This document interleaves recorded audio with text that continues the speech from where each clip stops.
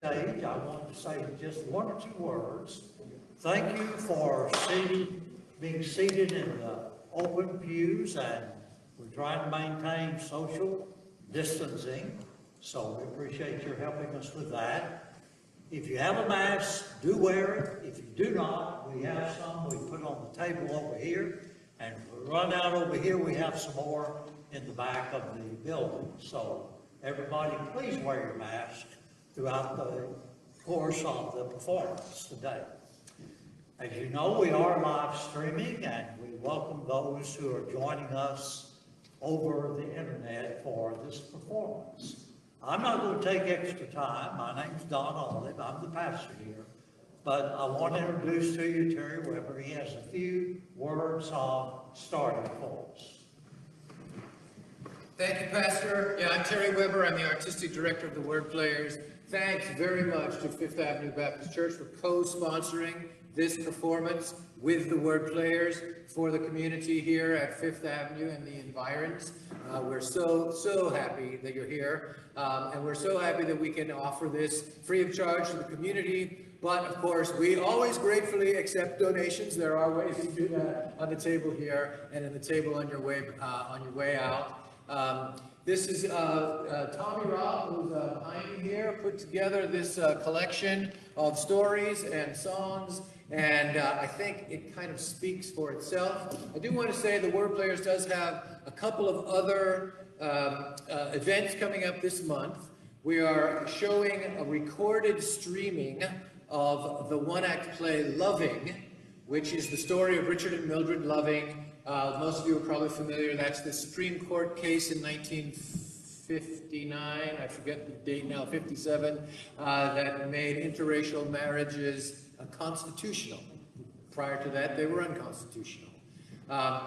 So on Thursday to Friday, if you go to our website, you can find out how to watch that recorded live stream from 6 o'clock Thursday night to 6 o'clock Friday night, and then the following Thursday, the 12th. So the 5th and the 12th.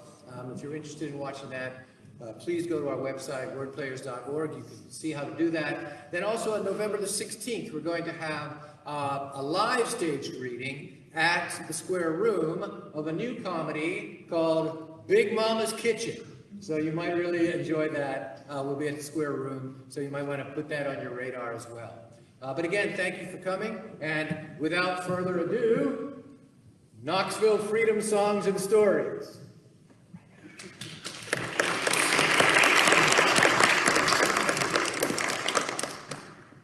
Good afternoon, and thank you so much for joining us this afternoon. We are going to do some songs that were performed by Black musicians who were living and working in Knoxville during the century of time that we will cover, and there's more information about those songs in our playbill if you have the online copy. African Americans have been part of Knoxville's culture since the city's founding in 1791. Prior to the Civil War, Knoxville was home to both Blacks who were free and who were enslaved. The population here grew as high as 30% in the early 1900s, but has fallen to nearly half of that today. The following are some of the stories of the people who came before and who left us the Knoxville that we steward today. In the 1840s, just 1% of the United States population were free Blacks. And in 1844, William Francis Yardley was born to a Black father and an Irish mother, making him free by birth. He attended a colored school, and when he graduated following the Civil War, became a teacher at the Colored School of Ebenezer in what is now known as West Knoxville. While teaching at Ebenezer, Yardley studied law and passed the bar in 1872. 4 years later, he became Tennessee's first African-American gubernatorial candidate. He was complimented for his oratorical abilities by numerous newspapers as he campaigned across the state of Tennessee. Frederick Douglass referred to William Yardley as one of the most remarkable men I have ever met. In 1878, Yardley founded Knoxville's first Black newspaper, the Knoxville Examiner, which promoted African-American rights and labor laws. The motto of the paper was independent in all things, neutral in nothing. Yardley was also one of the first African-American attorneys to appear before the Tennessee Supreme Court, where he argued 7 times. In one case, he argued against a law that allowed local courts to confine inmates to the workhouse instead of to the jail.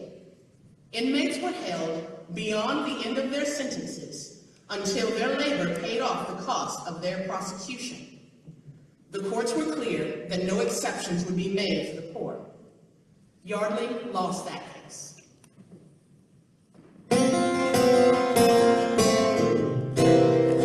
My childhood to where I am now, I ain't gonna worry, I'll get by somehow.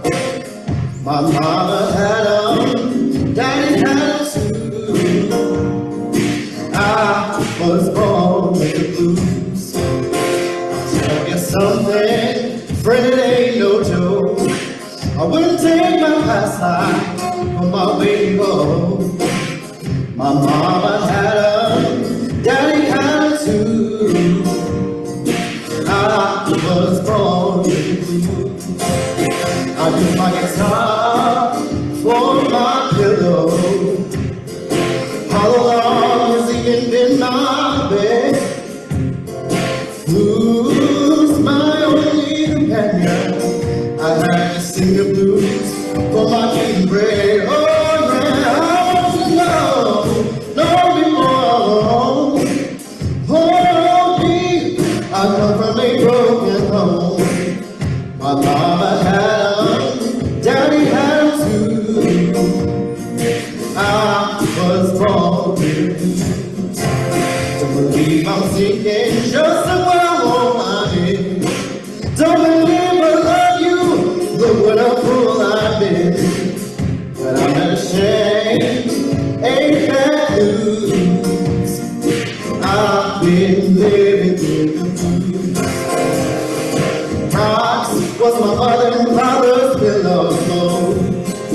Cold ground had to be there, baby. Blue sky was their blanket, and the moonlight was their spread. Oh yeah, anything about me, you don't know my mind. Smile on my face, my heart's bleeding all the time. But I'm not ashamed, ain't that blues. I've been living with the blues. But I'm not ashamed, ain't that blues. Me and all my got the blues.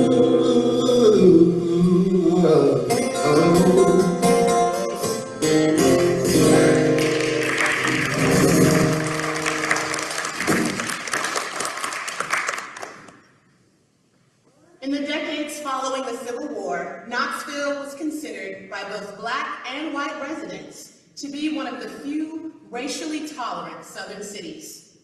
It was one of the few places where Black citizens could vote, hold public office, and serve as police officers. In 1918, Charles W. Chancellor, one of Knoxville's leading African-American citizens, wrote to the governor of Tennessee saying, "In no place in all the world can there be found better relations existing between the races than here in our own county of Knox. No race riots have ever disgraced our city, and no mob has ever vented its fury here upon any Negro victim." Just 1 year after this letter was written, everything changed. In August 1919, a local biracial man named Maurice Mays was arrested and accused of murdering a white woman. William Yardley served on his defense during the high-profile trial. Maurice was a prominent mulatto who operated the Strollers Cafe on East Jackson. He is believed to have been the illegitimate son of Knoxville Mayor John E. McMillan. His reputation for associating with both Black and white women had made him unpopular with the city's white population. So much so that the officers who responded to the scene immediately suggested him as the perpetrator. Mays was eventually found guilty, though there was virtually no evidence linking him to the crime. On the morning of March 15th, 1922, Maurice Mays was led from his cell, strapped to the electric chair at Tennessee State Prison in Nashville, and executed. It was the Maurice Mays murder case that sparked the Knoxville riot of 1919.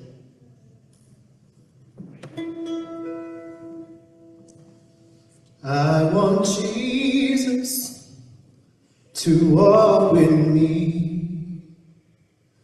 I want Jesus to walk with me all along my pilgrim's journey.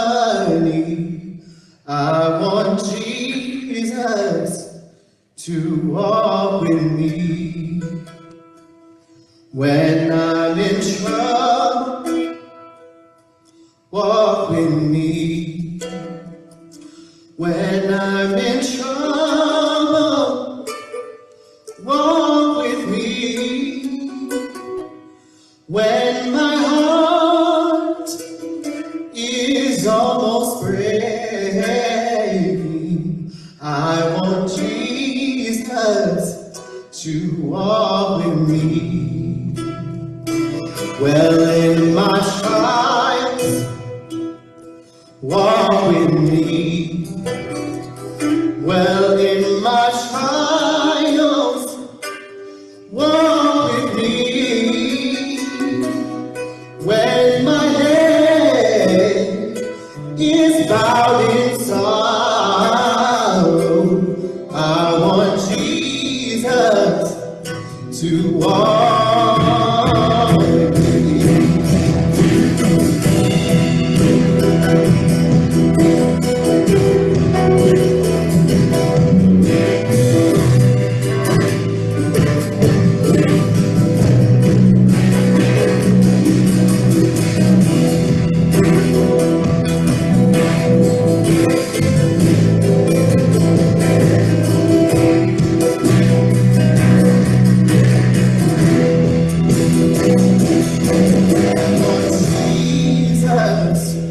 To walk with me. I want Jesus to walk with me all along my pilgrim's journey. I want Jesus. I want Jesus. I want Jesus to walk with me.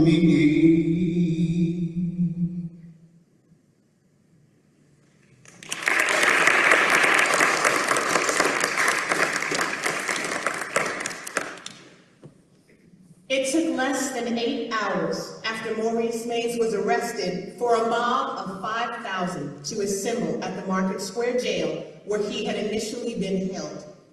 Expecting trouble, the police had already transferred Mays from the Market Square jail to the larger Knox County Jail on Hill Avenue and then on to Chattanooga. At 5 p.m., the mob stormed the Hill Avenue jail, thereby launching the riot of 1919. About 8:30 p.m., the rioters dynamited their way into the jail, ransacking it floor by floor. They discovered and drank a large portion of the jail's confiscated whiskey and stole as many firearms as they could find while freeing 16 white prisoners. Meanwhile, many of the city's black residents had barricaded the intersection of Vine and Central to defend their businesses and their homes. When the rioters were unable to find Mays, they headed toward Vine, breaking into stores along the way to steal more firearms and more weapons. The Tennessee National Guard, who had been called out to disperse the rioters, instead were induced by the mob to turn 2 machine guns on the residents of the predominantly black neighborhood and fire indiscriminately.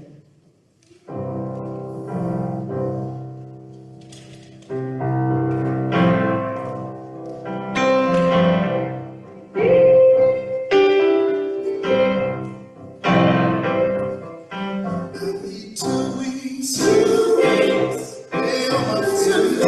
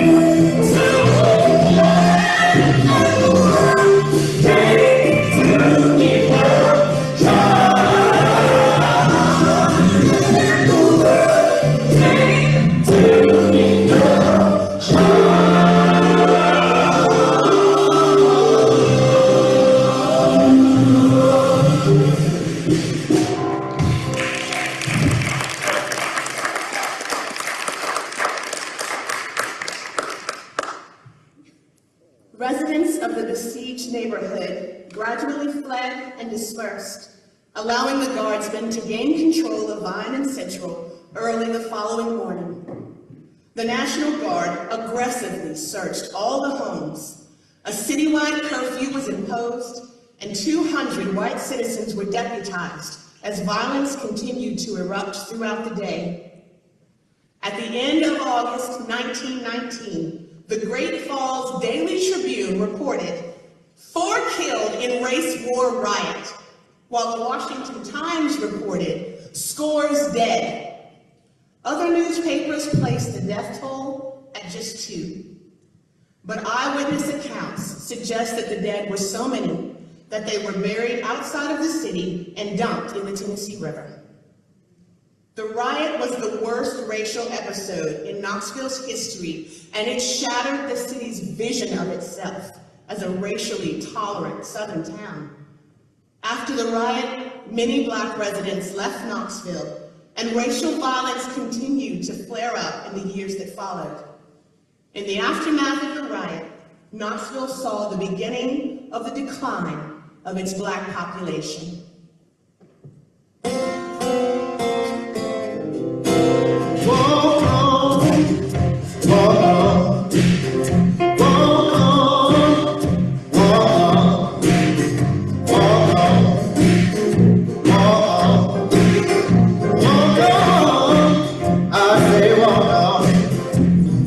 Keep on my way back home.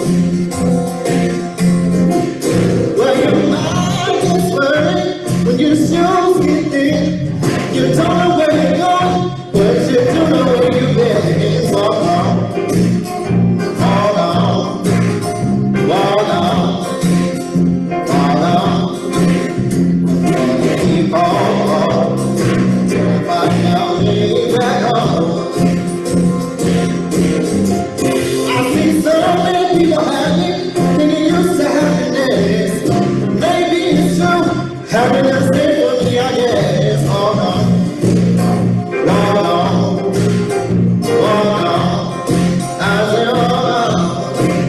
I'm gonna keep on walking till I find my way back home. Don't know walk on.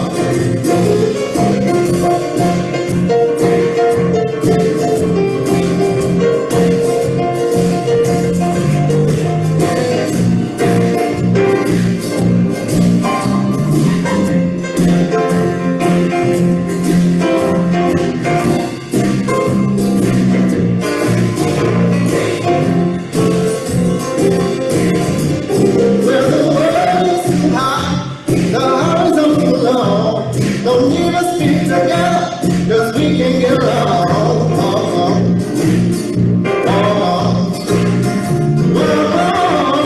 I say keep on walking till I find my way back home. Walk a little bit. I'm gonna keep on walking till I find my way back home. Let's walk together now. Keep on walking until I find my way back home.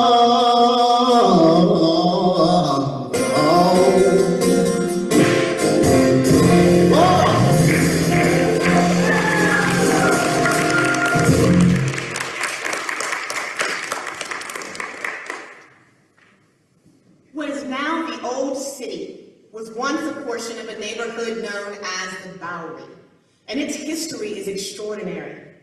It once contained the highest density of saloons in the region, and for a time it was Knoxville's red light district. During that same era, it was the city's wholesale food district, containing the famous JFG and White Lily factories. It was the meatpacking district, with a stockyard that attracted area cattlemen. East Tennessee merchants came to the Jackson Avenue warehouses to buy the goods that stocked their general stores. At the same time, somehow, it was a residential neighborhood that included families of freed slaves and their descendants and several waves of European immigrants. Knoxville was an especially violent city at the turn of the century, and murder was especially common on Central. So much of the violence centered around the saloons that in 1907, at the very height of business in Knoxville's saloon district, local voters chose to close the city's 106 saloons, banning them 12 years earlier than the rest of the country did. But the same as anywhere, the ban did not end drinking.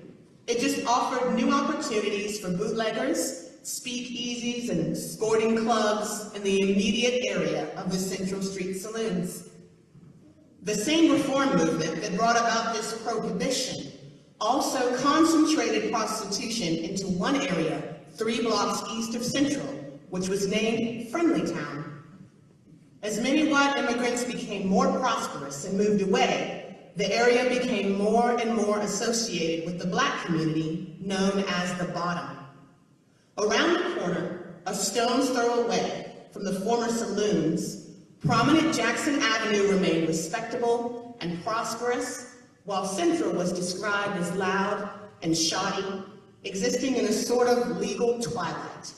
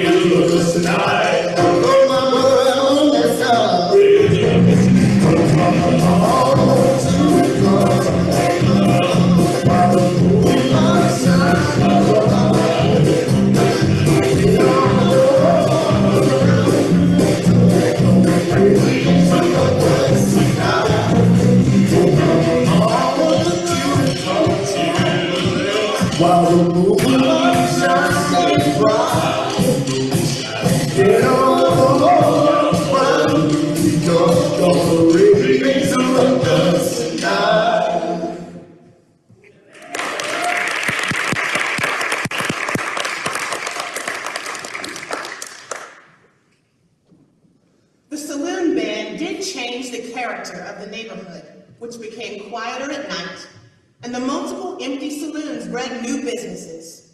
One enterprising soul who mastered the transition from saloon owner to diversified businessman was Cal Johnson. Born as the property of the McClung family only a few blocks from the building that now bears his name on State Street, Cal Johnson died a free and very wealthy man in his small home directly adjacent to the Cal Johnson building. After being freed, Cal and his brother Jack took an unusual job, exhuming soldiers from Knoxville's Civil War battlefield and delivering them to the new federal cemetery on Broadway.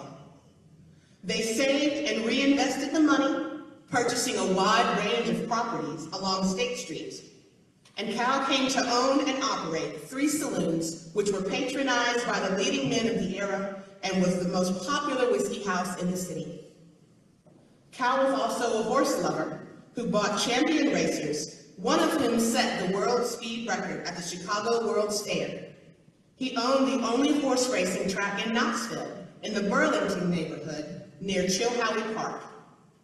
The track held regular races for years, and in 1910, as part of the Appalachian Exposition, Johnson cut down the lone tree in the middle of his racetrack to create a space for the first airplane to ever visit Knoxville to land. To this day, Cal's Speedway Circle maintains its original shape. Cal became Knoxville's first black millionaire with an estate value at what would be $7.5 million today. When Cal died in 1925, the News Sentinel described him as the wealthy Negro philanthropist who made a fortune in horse races and spent much of it to give parks and other facilities to his people.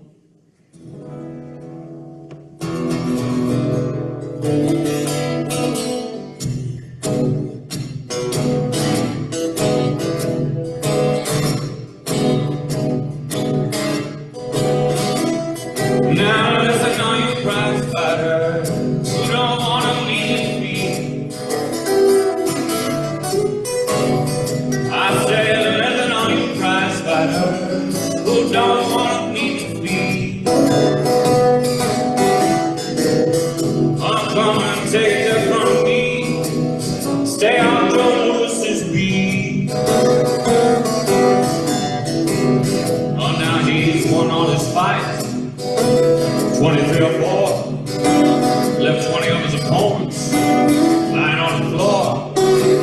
They all tried to win, but the task was too hard. When he laid that ham bone up against that boy, I said, living on your prize fighters, who don't you play him to cheat? If he lands with his hands, he'll sure put you to sleep.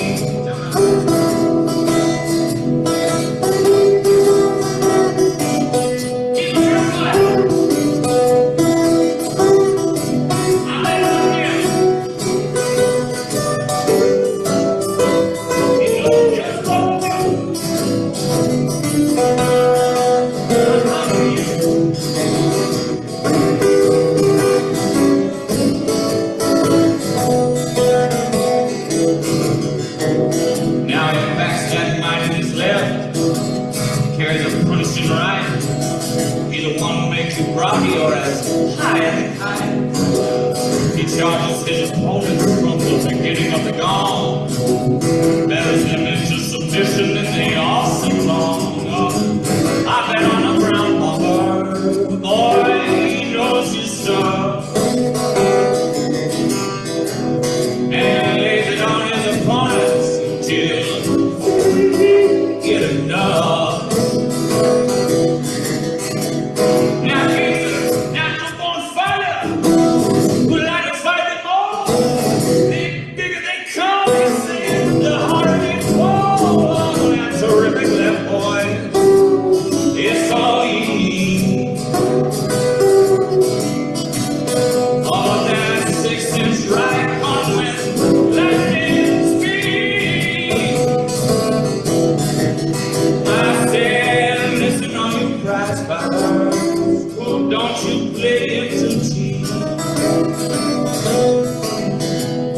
Take a tip from me, or stay on Joe Lewis's beat.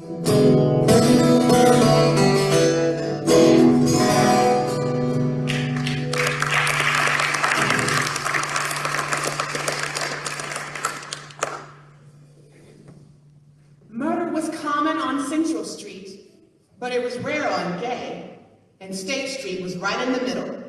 It offered one of the strangest neighborhoods in all of Knoxville. Most of the residents on State were black. The Cal Johnson building held Knoxville's first car dealership, and next door to it was Knoxville's most prestigious academy for white boys. Near this was the finest hotel in the city, But the space was also interspersed with 4 brothels, and down the street were public stables and Knoxville's first fire department headquarters. Jackson Avenue was one of Knoxville's big economic drivers and did almost all of its business in the daytime. Crozier, as Central was formerly known, was built up at the same time as Jackson, but because parts of Central flooded, the land was cheap and associated with the homes of the poor. One time Central flooded so badly that a steamboat sailed up and moored at a store on Cumberland Avenue. Crozier was renamed South Central Street around 1891 when the area became known as the Bowery. The Central Street Wharf brought in the majority of Knoxville's cargo from the river, and 3 or 4 times a year, the circus would set up at the Crozier Street grounds near where Greyhound is located today. In 1892, Knoxville standardized its addresses for the first time with Central as the north-south axis. Eventually, the entire county was numbered this way, and today, addresses on the eastern and western edges of Knox County have 5 digits because they indicate their distance from Central. Though the area was notorious for its nightlife, in the daytime Central thronged with legitimate commerce. In the early 1900s, just 1 block of Central supported more than 60 businesses. There were 10 competing saloons just on that block. Daniel DeWine's well-known saloon on South Central did so well that he turned his profits to charity and helped found East Tennessee's first Catholic hospital, St. Mary's.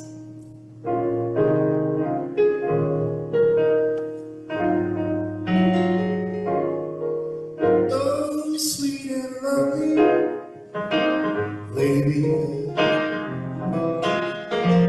lady, be good to me. I am so often misunderstood. Lady, be good to me. Won't somebody please have me day? I'm all alone in this great big city. I'm a little baby lost in love. Lady, good to me. Oh, sweet and lovely lady, lady, good to me. I am so often misunderstood. Lady, good to me. Oh, somebody please have me day. All alone in this great big city. I'm a little baby lost in love.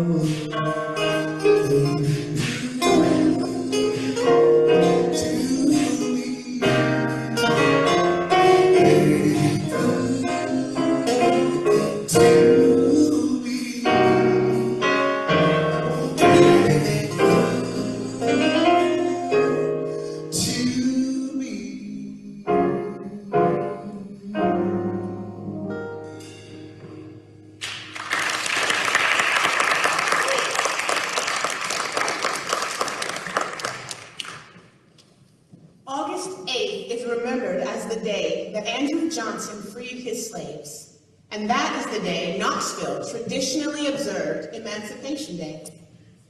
Johnson was the military governor of Tennessee when he signed the document freeing the state's slaves in October 1864, and he was president in December 1865 when Congress ratified the 13th Amendment. After the end of the war, August 8th was being celebrated in Johnson's hometown of Greenville, Tennessee. It was a holiday for Blacks with picnics and speeches, and in 1871, then former President Johnson attended it himself. For years, Knoxville Blacks boarded trains for the annual festivities in Greenville, but by the early 1900s, it was a major holiday in Knoxville, often an occasion for baseball and softball games, dances, and boxing matches at Chilhowie Park.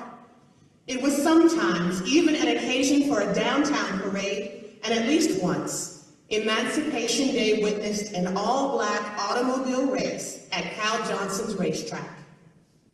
In 1931, a Knoxville judge freed 13 Blacks who had been arrested for dancing and singing in the streets. The judge cited the upcoming holiday. Throughout the 1930s, it had become such a big occasion in Knoxville with real jazz bands that in 1937, Louis Armstrong came to town just to play for Emancipation Day at Chilhowie Park.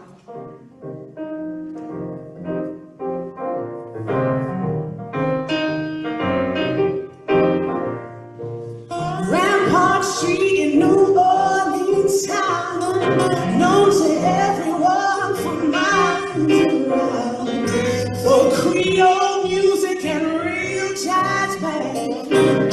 That's the best part in all the land. In most every cabaret, they turn night around, and today I move from my head down to my feet. You for dear old Rampart Street.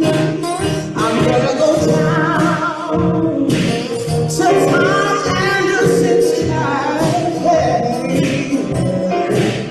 I wanna hear that Creole jazz band play. The Cadillac, the red onion too, the boogie woogie and the foxes, so you can enjoy yourself down on Rampart Street.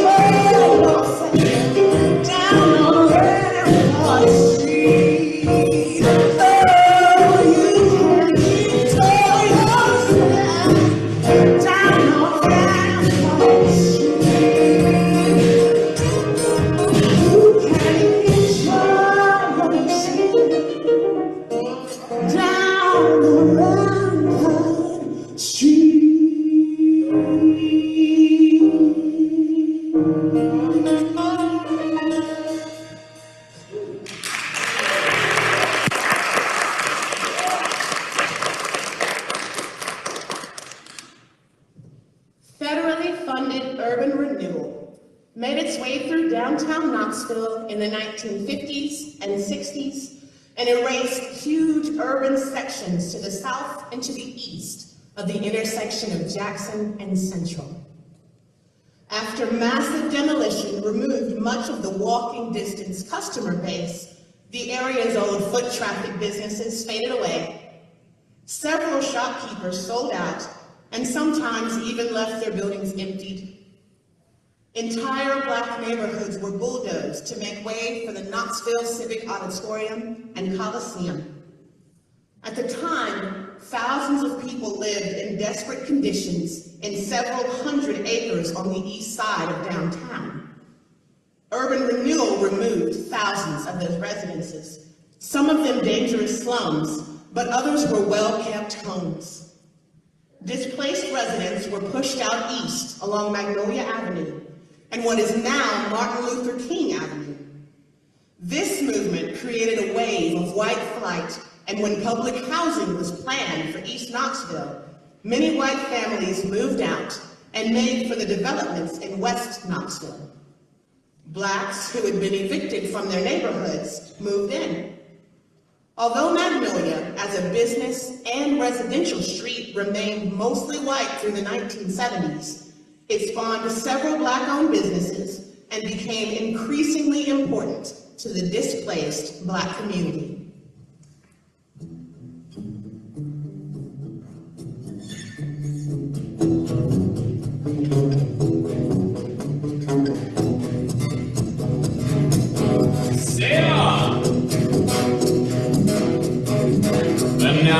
Woke up this morning, I was all alone. Got that message that my baby's gone home. Got weak my knees, heart skipped a beat.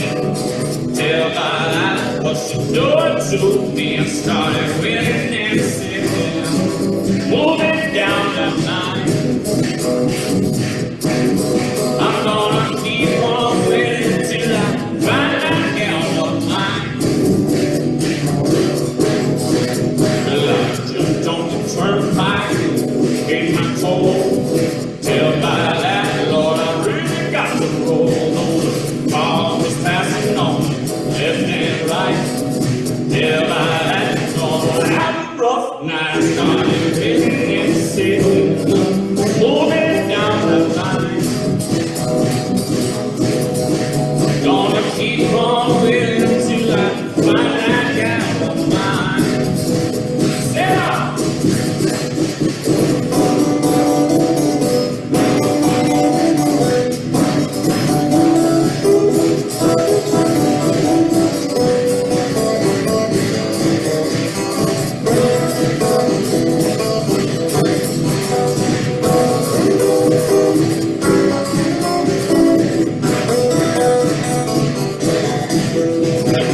Washington, waiting my stop.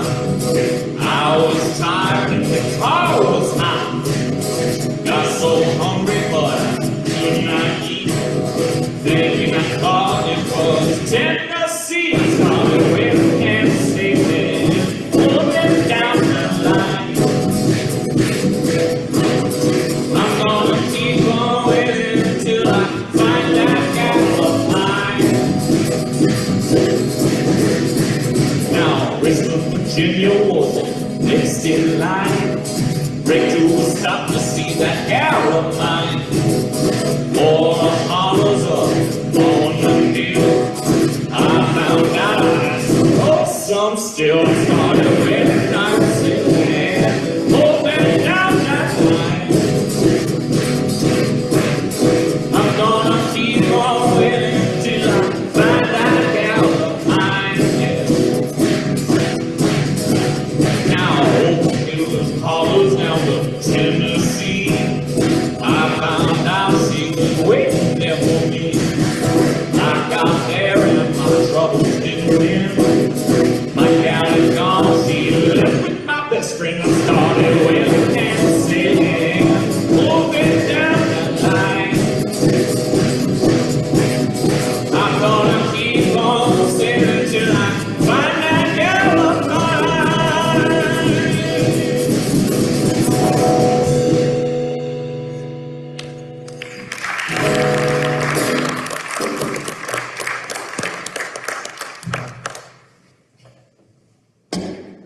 Just before the Civil War, a prosperous plantation owner moved up from Georgia and settled along First Creek. He built a broad, modern boulevard as a clean, quiet option to living in downtown Knoxville. When it was completed in 1888, the boulevard was named for his wife, Magnolia. The boulevard led to the popular new destination, Chilhowie Park. Originally served by a small, steam-driven train, Magnolia saw the first electric streetcar in East Tennessee. Knoxville's popular streetcar lines went as far as the Burlington district, where Cal Johnson built his racetrack. The streetcar lines were integrated early on, but when political tides shifted, statewide Jim Crow laws enforced legal segregation. Most Knoxvillians visited Chilhowie Park and became familiar with Magnolia, and many outsiders visited the park.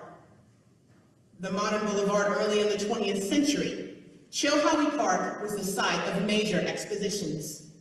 The National Conservation Exposition of 1913 drew 1 million people from across the country, and they all arrived on the Magnolia streetcar. The exposition included a pavilion called the Negro Building, which was established by Knoxville's Black community, and Black people were part of the daily crowds. But Knoxville's Black population was later banned from visiting Chilhowie Park, except during fairs and on Emancipation Day. The Magnolia Corridor developed a reputation for fun. Caswell Park was the home of professional baseball in Knoxville for 80 years.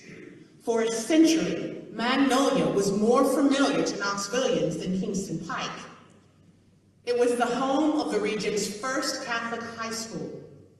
It was the address of the Park Theater, which remained one of Knoxville's most popular movie theaters through the 70s, showing first-run movies even before the larger theaters did.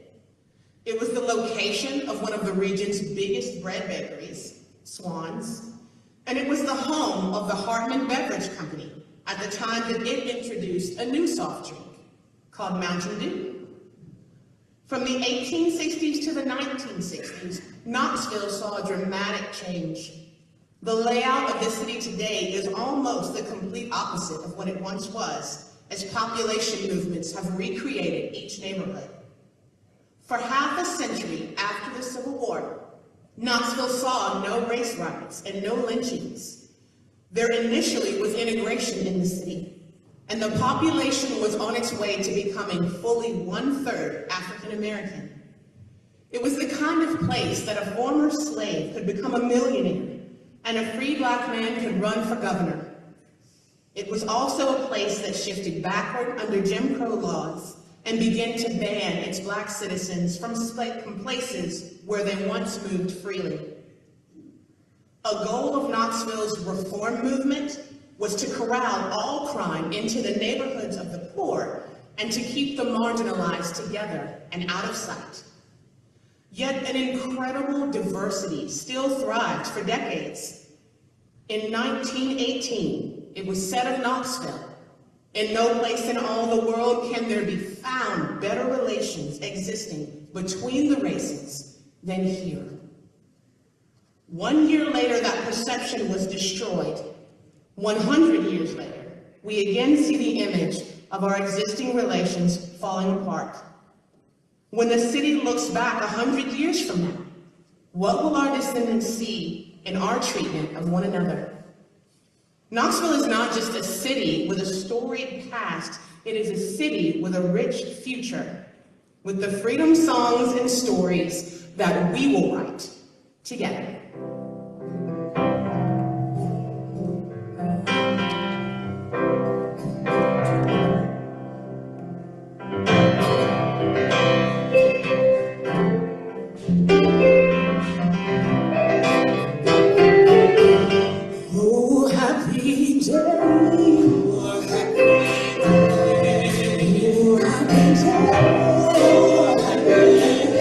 When my Jesus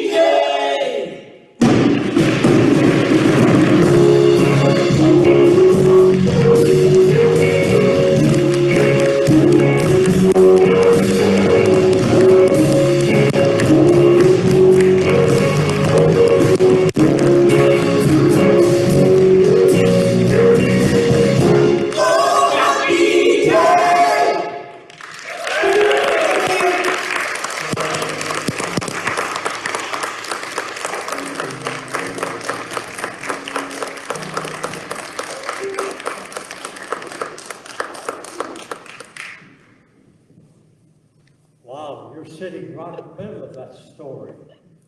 Magnolia Park, downtown. Got close to home, didn't it? We thank the word players for their graciousness in performing this here in our facility. Our ladies have prepared some finger food, refreshments, downstairs in the fellowship hall. It's right beneath this floor, but there's no way to get there from here. You're gonna have to go out this door, take a left, take a left, take a left, go downstairs, take a right. Or follow some hungry-looking person. I'm sure they're going to the right place. Terry, thank you. Players, my. How great. Let's have a word of prayer.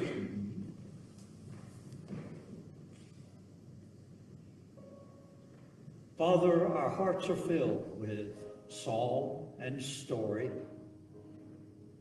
of this place where we live and move and have our being. We thank you from the bottom of our hearts for letting us be a part of this story. Bless now the refreshments of which we are to take a part, and may our lives count for Jesus Christ on this happy day. In Jesus' name, amen. And we are dismissed. Make your way out if you will. Thank you.